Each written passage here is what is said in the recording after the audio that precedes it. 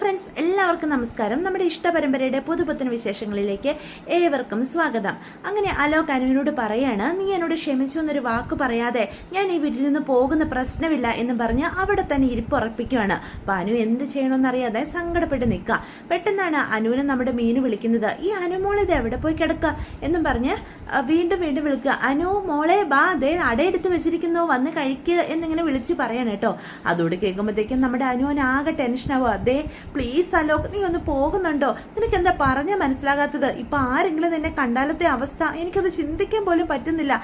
ദയവ് ചെയ്ത് നീ ഒന്ന് പോടാ എന്ന് പറയാൻ കേട്ടോ.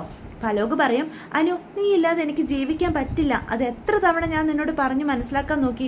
എനിക്കൊരു തെറ്റു പറ്റി. നീ എന്നോട് ക്ഷമിക്കുമെന്ന് പറഞ്ഞതുകൊണ്ട് ഞാനത് ഏറ്റു പറയുകയും ചെയ്തു. ഇനി എനിക്കൊരു അവസരം കൊടുത്താ എൻ്റെ ഭാഗത്തു നിന്ന് ഇനി ഇങ്ങനെ ഒന്നും സംഭവിക്കില്ല. നീ എന്നോട് ക്ഷമിച്ചു എന്ന് പറയാതെ ഞാൻ ഇവിടുന്ന് പോകില്ല എന്ന് പറയാം. ദേ അലോകെ, നീ ഇങ്ങനെ വാശി പിടിക്കരുത്. എൻ്റെ അമ്മയെ കൊല്ലാൻ നോക്കിയിട്ട് എത്ര നിസ്സാരമായിട്ടാ നീ ഒരു തെറ്റു പറ്റിയെന്ന് പറയുന്നത്. ദയവേത് നീ ഇവിടുന്ന് പോകുന്നുണ്ടോ? ഇപ്പൊ മീനു ചേച്ചിയോ അമ്മയോ ആരെങ്കിലും ഇങ്ങോട്ട് കയറി വന്ന് നിന്നെ ഇവിടെ കണ്ടാലത്തെ എൻ്റെ അവസ്ഥ ഒന്ന് ചിന്തിച്ചു നോക്ക് എന്ന് പറയാം. ദേ അനു, നീയില്ലാതെ എനിക്ക് ഒട്ടും പറ്റില്ല എന്നിട്ടാ മോളെ.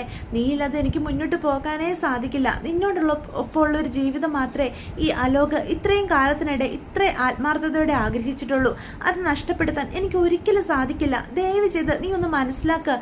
നീ എന്നോട് ക്ഷമിച്ചു എന്ന് പറഞ്ഞാൽ ഞാൻ ഇപ്പം തന്നെ ആരും കാണാതെ പൊയ്ക്കോളാം എന്ന് പറയാണ്. കുറേ തവണ വിളിച്ചിട്ടും അനുവിൻ്റെ യാതൊരു പ്രതികരണവും കേൾക്കാത്തപ്പം മീനു പറയും, അമ്മേ ഞാൻ അവളെ പോയി നോക്കിയിട്ട് വരാം. അവൾ അവിടെ ഇരുന്ന് പഠിക്കുമായിരുന്നു, ഇനിയിപ്പോൾ ഉറങ്ങിപ്പോയോ എന്ന് അറിയത്തില്ലല്ലോ എന്ന് പറയണേ. എന്നിട്ട് റൂമിൻ്റെ അടുത്തേക്ക് നമ്മുടെ മീനു ചെല്ലുക. എന്നിട്ട് വാതിൽ മുട്ടു. മോളെ അനു വാതിൽ തുറന്നേ എന്ന് പറഞ്ഞ് 2-3 തവണ വിളിക്കൂ കേട്ടോ. അപ്പോൾ അനുവിന് ആകെ പേടിയാവും. ദേ അലോക്, മീനാക്ഷി ചേച്ചി ഇങ്ങോട്ട് വന്നു, ദയവ് ഇത് നീ ഇവിടെ നിന്ന് മാറി നിൽക്കുക. എന്നിട്ട് അവനെ വലിച്ചുകൊണ്ട് അവളുടെ അലമാരയുടെ സൈഡിലേക്ക് മാറ്റി നിർത്തും. ദേ നീ ഇവിടെ നിന്നോണം, ദയവ് ചെയ്ത് അനങ്ങരുത് കേട്ടോ, ഞാൻ പറയുന്നത് നിനക്ക് മനസ്സിലാകുന്നുണ്ടോ എന്ന് പറയാ. എന്നിട്ട് അവളാണെങ്കിൽ ഒന്നും സംഭവിക്കാത്ത പോലെ പതിയെ പോയി വാതിൽ തുറക്കുക. ഹാ മീനു ചേച്ചിയോ? എന്താ മീനു ചേച്ചി? ഞാൻ നിന്നെ വിളിച്ചത് നീ കേട്ടില്ലായിരുന്നോ? ഇല്ല, എന്തേ? അല്ല നീ എന്നെടുക്കുമായിരുന്നു? ഞാനിവിടെ ഇരുന്ന് പഠിക്കുമായിരുന്നു ചേച്ചി. ഞാൻ നിന്നെ 2-3 തവണ വിളിച്ചായിരുന്നു. എന്താ ചേച്ചി കാര്യം? അമ്മ വന്നു, ദേ അട മേടിച്ചോണ്ടാ വന്നത്, നിനക്കുള്ളത് തരാനായിട്ടാണ് വിളിച്ചത്. എല്ലാവരും അവിടെ ഇരുന്ന് കഴിക്കുക, ഇങ്ങോട്ട് വന്നേ. എന്നാ ചേച്ചി പൊക്കോ, ഞാൻ വന്നോളാം എന്ന് പറഞ്ഞ് തപ്പിത്തടയുക. ഇതെന്താ അനുമോളെ, നിനക്ക് എന്നെ ഇവിടുന്ന് പറഞ്ഞു വിടാൻ ഇത്രയ്ക്ക് ധൃതി എന്നും പറഞ്ഞ് മീൻ റൂമിലേക്ക് കയറുകയാണ് കേട്ടോ. എന്നിട്ട് അവിടെ പതിയൊന്ന് ചുറ്റും നോക്കുക. അപ്പോൾ പുസ്തകമൊക്കെ തുറന്നു വെച്ചിരിക്കുന്നുണ്ട്. എന്താ മീനു ചേച്ചി നോക്കുന്നേ? ഇതേ സമയം അനുമോളാണെങ്കിൽ ആ മീനുവിൻ്റെ പിന്നാലെ നിന്ന് ആകെ വേർത്ത് നിൽക്കുകയാണ് കേട്ടോ, ടെൻഷൻ കാരണം. അപ്പം അലോകാണ് മനസ്സ് ചിന്തിക്കുക, അങ്ങ് മുന്നോട്ട് ചാടി കൊടുത്താലോ? ഇവരുടെ മുന്നിൽ അനുവുമായിട്ട് എനിക്ക് ബന്ധമുണ്ടെന്ന് സ്ഥാപിച്ച് എടുത്താൽ ഉറപ്പായിട്ടും അവളെ കൊണ്ട് എന്നെ കല്യാണം കഴിപ്പിക്കും. സുകന്യ ചേച്ചി പറഞ്ഞ പോലെ അങ്ങനെ തന്നെ ചെയ്താലോ? അല്ലെങ്കിൽ വേണ്ട, സുകന്യ ചേച്ചി പറഞ്ഞിട്ട് ചെയ്താൽ മതി എന്നും പറഞ്ഞ് അലോക് അവിടെ തന്നെ നിൽക്കുക. എന്താ ചേച്ചി നോക്കുന്നേ? ഞാനിവിടെ ഇരുന്ന് പഠിക്കുമായിരുന്നേ, ബാ പോകാം, നമുക്ക് അട പോയി കഴിക്കാം എന്നും പറഞ്ഞ് മീനുവിനെയും കൂട്ടിക്കൊണ്ട് നമ്മുടെ അനു ആണെങ്കിൽ ഗോമതിയുടെ അടുത്തേക്ക് പോവാണ്. അല്ല നീ എന്താകെ വേർതിരിക്കുന്ന അനുമോളെ? അത് ചൂടൊക്കെയല്ലേ മീനു ചേച്ചി, അതുകൊണ്ടായിരിക്കും, അല്ലാതെ എനിക്കൊരു കുഴപ്പമില്ല. എവിടെ എൻ്റെ അട എന്ന് പറഞ്ഞ് ഗോമതിയുടെ അടുത്തേക്ക് ചെല്ലുക. അപ്പോൾ ഗോമതി ചോദിക്കും, നീ എന്തെടുക്കുമായിരുന്നു അനുമോളെ? നിന്നെ എത്ര തവണ വിളിച്ചു? ഞാൻ പഠിച്ചുകൊണ്ടിരിക്കുമായിരുന്നു അമ്മ, ഞാൻ കേട്ടില്ല എന്ന് പറയാം. വാതിൽ അടച്ചിട്ടേക്കുമായിരുന്നേ. ദേ നിനക്കുള്ള അടയാ, ഇരുന്ന് കഴിക്കുക എന്ന് പറയും കേട്ടോ. അപ്പം സുകന്യാണെങ്കിൽ അനുവിനെ കണ്ണ് കാണിക്കും, എവിടെ അലോക് എന്നുള്ള രീതിയിൽ. അപ്പം സുകന്യോട് റൂമിലുണ്ട് എന്നിങ്ങനെ ആംഗ്യം കാണിക്കുകയാണ് കേട്ടോ. അപ്പം സുകന്യാണ് മനസ്സ് ചിന്തിക്കുക, ഇനിയിപ്പം ഇവനെ എങ്ങനെ പുറത്ത് കടത്തും? ഇവരുടെയൊക്കെ കണ്ണ് വെട്ടിച്ച് വേണമല്ലോ ഇവരെ പുറത്ത് കടത്താൻ. അല്ല ഇവള് ക്ഷമിച്ചോ? ഇവള് ക്ഷമിച്ചില്ലെങ്കിൽ അവനെ പുറത്ത് കടത്തേണ്ട ഒരാവശ്യവുമില്ല. അലോകിനോട് ക്ഷമിക്കാൻ സാധിക്കുന്നില്ലെങ്കിൽ അലോക് ഇവിടെ കയറിയ കാര്യം എങ്ങനെയെങ്കിലും ഇവിടെ ഉള്ളവരെ അറിയിക്കുക തന്നെ വേണം എന്നൊക്കെ സുകന്യ ഇങ്ങനെ ചിന്തിച്ചുകൊണ്ടിരിക്കുകയാണ് കേട്ടോ. അതേസമയം കൃഷ്ണമംഗലത്ത് അച്യുതനാണെങ്കിൽ വീട്ടിലേക്ക് വന്ന് അലോകെ എന്നും പറഞ്ഞ് വിളിക്കുക.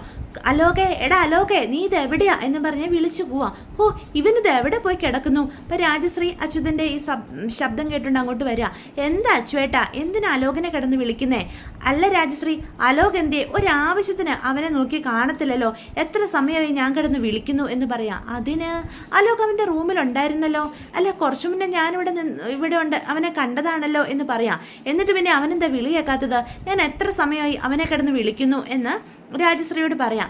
അച്ഛേട്ടനൊന്ന് സമാധാനപ്പെട്ട് ഞാനൊന്ന് നോക്കട്ടെ, അവൻ്റെ മുറി കാണൂന്നേ എന്ന് പറഞ്ഞ് രാജശ്രീ അലോകിനെ അന്വേഷിച്ച് റൂമിലേക്ക് കയറി ചെല്ലുകയാണ് കേട്ടോ. ഇതേ സമയം അടയൊക്കെ കഴിച്ച് ഒരു വിധത്തിൽ നമ്മുടെ അനു ആണെങ്കിൽ റൂമിലേക്ക് കയറി ചെല്ലുക. എന്നിട്ട് അലോകിൻ്റെ അടുത്തേക്ക് ചെല്ലും.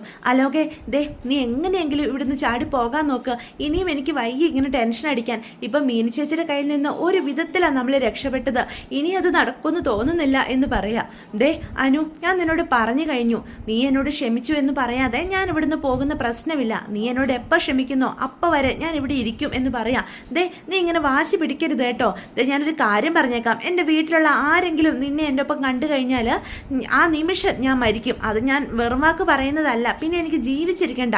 അനു, നീ എന്തൊക്കെ പറഞ്ഞാലും നീ ഇല്ലാതെ എനിക്ക് മുന്നോട്ട് ജീവിക്കാൻ പറ്റില്ലെന്ന് നിനക്ക് മനസ്സിലായില്ലേ? അതുകൊണ്ടല്ലേ ഇത്രയും റിസ്ക് എടുത്ത് ഞാൻ ഇവിടേക്ക് കയറി വന്നത്. അപ്പം സുകന്യ അങ്ങോട്ട് വരികയാണ് കേട്ടോ. എന്താ ഇവിടെ ഒരു സംസാരം? ചേച്ചി, ഞാൻ ഇവളോട് പറയായിരുന്നു ഇവളില്ലാതെ എനിക്ക് ജീവിക്കാൻ സാധിക്കത്തില്ലെന്ന്. ഇവളെന്നോട് ക്ഷമിച്ചു എന്ന് പറയാതെ ഞാൻ ഇവിടുന്ന് പോകുന്ന പ്രശ്നമില്ല എന്ന് പറയാം. ദേ ഇവനോട് പറ ചേച്ചി, ഇങ്ങനെ ശാഠ്യം പിടിക്കരുതെന്ന്. ചേച്ചിക്ക് അറിയാവുന്നതല്ലേ ഇവിടുത്തെ അവസ്ഥയൊക്കെ. ആരെങ്കിലും ഞങ്ങളെ ഒരുമിച്ച് കണ്ടാലത്തെ അവസ്ഥ എന്താകുമെന്ന് ചേച്ചിയെങ്കിലും ഒന്ന് പറഞ്ഞ് മനസ്സിലാക്കുക എന്ന് പറയാണ് കേട്ടോ. അപ്പം സുകന്യാണെങ്കിൽ അലോകിനെ കണ്ണടിച്ച് കാണിക്കുക. അപ്പം അലോക് പറയും, ഇല്ല ഞാൻ ഇവിടുന്ന് പോകുന്ന പ്രശ്നമില്ല, നീ എന്നോട് ക്ഷമിച്ചു എന്ന് പറ അനു എന്നും പറഞ്ഞ് നിർബന്ധം പിടിക്കുകയാണ്. പെട്ടെന്ന് അനുവിൻ്റെ റൂമിൻ്റെ അതിലൂടെ പോകുന്ന ഗോമതി ഈ ശബ്ദങ്ങളൊക്കെ കേൾക്കുക. അനു മോളെ എന്നും പറഞ്ഞുകൊണ്ട് വിളിക്കുകയാണ് കേട്ടോ.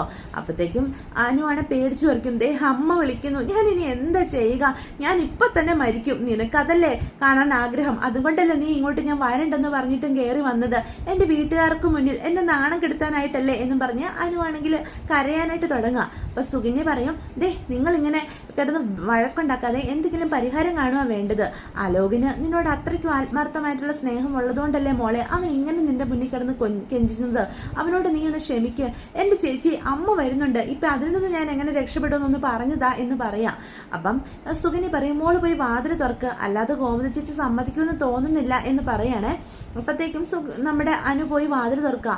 നീ ആരോടെ ഇവിടെ സംസാരിച്ചത് എന്നപ്പോൾ ഗോമതി ചോദിക്കും. ഏയ് ഒന്നുമില്ലമ്മേ, ഞാൻ പഠിച്ചുകൊണ്ടിരുന്നതാ.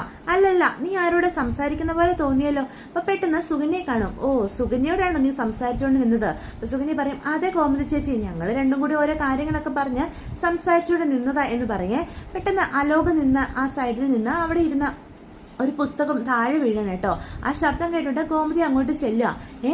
ഇവനെന്താ ഇവിടെ എന്നപ്പോൾ ചോദിക്കാണ്. ലോകനെ നമ്മുടെ ഗോമതി കാണൂ കേട്ടോ. എടാ നിന്നോടാ പറഞ്ഞത്, നീ എന്തിനാ ഈ റൂമിൽ കയറിയെന്ന്. അത് കേൾക്കുമ്പോഴത്തേക്കും അലോക് പറയും, എന്നെ ഇവള് വിളിച്ചു കയറ്റിയതാ, അല്ലാതെ ഞാൻ ഇങ്ങോട്ട് വരുമെന്ന് അപ്പച്ചിക്ക് തോന്നുന്നുണ്ടോ? ഇവളുടെ റൂമിൽ ഇവൾ എനിക്ക് അനുവാദം തരാതെ ഇങ്ങനെ കയറി നിൽക്കാൻ എനിക്ക് സാധിക്കുമോ എന്ന് ചോദിക്കും കേട്ടോ. അത് കേൾക്കുമ്പോഴത്തേക്കും നമ്മുടെ അനു ആണെങ്കിൽ ആകെ തകർന്ന് തരിപ്പണമായിട്ട് നിൽക്കുക. ഇല്ലമ്മേ, അങ്ങനെയൊന്നും ഇല്ല എന്ന് പറയാം. അത് കേൾക്കുമ്പോഴത്തേക്കും ഗോമതി പറയും, നീ അനാവശ്യം പറയരുത് അലോക്, എൻ്റെ മോൾ അങ്ങനെയൊന്നും ഒരിക്കലും ചെയ്യുന്ന ആളല്ല. സത്യം പറഞ്ഞോ, നീ എന്തിനു വേണ്ടിയിട്ടാണ് ഇങ്ങോട്ട് കയറിയത്? ദേ ഇപ്പൊ തന്നെ പറഞ്ഞു എന്ന് പറയാ. എൻ്റെ മോളെ ഉപദ്രവിക്കാൻ വേണ്ടിയിട്ടല്ല നീ ഇങ്ങനെയൊക്കെ ചെയ്തത് എന്ന് പറഞ്ഞ് ദേഷ്യപ്പെടും കേട്ടോ. അത് കേൾക്കുമ്പോൾ അലോകനങ്ങ് ദേഷ്യം വരിക. നിങ്ങൾ ഒറ്റ ഒരുത്തി കാരണമാണ് ഇങ്ങനെയൊക്കെ സംഭവിച്ചത്. വിളിച്ചാലേ ഏത് നിമിഷം വേണമെങ്കിലും നിങ്ങളുടെ ഈ മോള് എൻ്റെ കൂടെ ഇറങ്ങി വരും എന്ന് പറയേ. ദേ എൻ്റെ മോളെ പറ്റി ഇങ്ങനെയൊക്കെ അനാവശ്യം പറയാൻ നിങ്ങൾക്ക് എങ്ങനെ സാധിക്കുന്നു എന്നപ്പം അലോകിനോട് ഗോമതി ചോദിക്കുകയാണ് കേട്ടോ. ഇപ്പം തന്നെ ഈ നിമിഷം നീ ഇറങ്ങിക്കോണം എന്നും പറഞ്ഞാൽ അവനിട്ട് അടിക്കാനായിട്ട് തുടങ്ങും. അപ്പോഴത്തേക്കും ദേഷ്യം വന്ന അലോക് ഗോമതിയെ കഴുത്തി പിടിച്ചങ്ങ് ഞെരിക്കാൻ തുടങ്ങും. അപ്പം സുകന്യക്ക് പേടിയാകും. കയ്യിൽ നിന്ന് ഇതെല്ലാം പോവാണല്ലോ എന്നും കരുതി സുകന്യ അവനെ പിടിച്ചു മാറ്റാൻ നോക്കും. എടാ അലോക്, നീ എന്താ ഈ ചെയ്യുന്നത്? ഗോമതി ചേച്ചിനെ വിട്ടേ. അപ്പം ഇതൊക്കെ കാണുന്ന അനുവാണെ പേടിച്ച് വിറച്ച് നിൽക്കുക. അലോക്, എൻ്റെ അമ്മയെ വിടുന്നുണ്ടോ? നീ എന്താ ഈ കാണിക്കുന്നത്? എൻ്റെ അമ്മയെ നീ കൊല്ലാൻ നോക്കുവാണോ എന്ന് പറഞ്ഞ് അനുവും മാറ്റാനായിട്ട് നോക്കുന്നുണ്ട് കേട്ടോ. പക്ഷെ ആലോകിന്റെ ബലത്തിന്റെ മുന്നിൽ പിടിച്ചു നിൽക്കാൻ അവർക്ക് രണ്ടാൾക്ക് സാധിക്കുന്നില്ല. അപ്പൊ പെട്ടെന്ന് സുകന്യെ പിടിച്ചു വെച്ചിരിക്കുന്ന കൈ നമ്മുടെ അലോക് കൊടയുക. അപ്പൊ സുകന്യെ തെറിച്ച് ബെഡിൽ പോയി കിടക്കുകയാണ്. നീ എൻ്റെ അമ്മയെ വിടുന്നുണ്ടോ? അപ്പം ഈ നിമിഷം നമ്മുടെ ഗോമതിയുടെ കണ്ണൊക്കെ തുറിച്ചിങ്ങനെ വരിക. ഗോമതി ആകെ മരണവെപ്രാളം പോലെയൊക്കെ കാണിക്കുകയാണ് കേട്ടോ. അപ്പൊ ഈ ബഹളങ്ങളെല്ലാം കേട്ടുകൊണ്ട് അങ്ങോട്ട് മീനു വരികയാണ്. അപ്പൊ മീനു കാണുന്നത് അലോക് ഗോമതിയെ കൊല്ലാൻ നോക്കുന്നതാ. അവിടെ കിടന്ന ഒരു ഇരുമ്പിന്റെ ദണ്ടെടുത്ത് നമ്മുടെ മീനു ആണെങ്കിൽ അലോകിന്റെ തലയ്ക്ക് നോക്കി നല്ലൊരു അടി കൊടുക്കുകയാണ് കേട്ടോ. പെട്ടെന്ന് തലയെ കൈവച്ചുകൊണ്ട് അലോക് കണ്ണും വീഴ്ച അവിടേക്ക് കിടക്കുക. ഇത് കാണുമ്പോഴത്തേക്ക് എല്ലാവരും ഞെട്ടിത്തരിച്ച് നിൽക്കുക. അപ്പൊ ഗോമതിയുടെ അടുത്തേക്കോ ഓടിച്ചെല്ലും അനു. അമ്മ എന്തെങ്കിലും പറ്റിയോ അമ്മ എന്ന് ചോദിക്കും. അപ്പോഴത്തേക്കും ഗോമതി ഇങ്ങനെ ചുമക്കുകയൊക്കെ ചെയ്യും കേട്ടോ. അമ്മ കുഴപ്പമൊന്നും ഇല്ലല്ലോ എന്ന് പറയാണേ. അപ്പോഴത്തേക്കും മീനു ആണെങ്കിൽ പേടിച്ച് മീനു ഇങ്ങനെ നിൽക്കുക. അപ്പൊ സുകന്യ ചോദിക്കും, എന്ത് പണിയാ മീനു നീ കാണിച്ചത്?